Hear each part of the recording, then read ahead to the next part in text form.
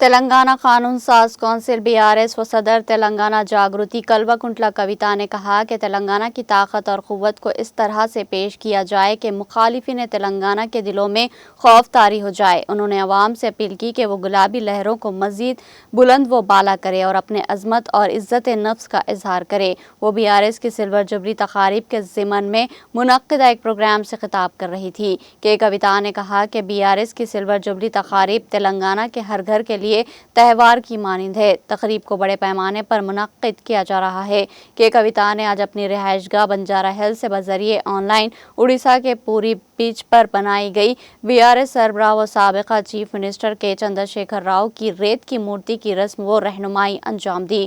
اس موقع پر KCR کی مورتی کے ساتھ ساتھ BRS سربراہ کی تصویر، چلو ورنگل کا پیغام اور BRS کے 25 سالہ سفر کی جھلکیاں بھی پیش کی گئی۔ کویتا نے ڈاکٹر رویندر یادو کی محنت کی ستائش کی اور کہا کہ پارٹی کے طویل سفر کو انتہائی خوبصورت انداز میں پیش کیا گیا۔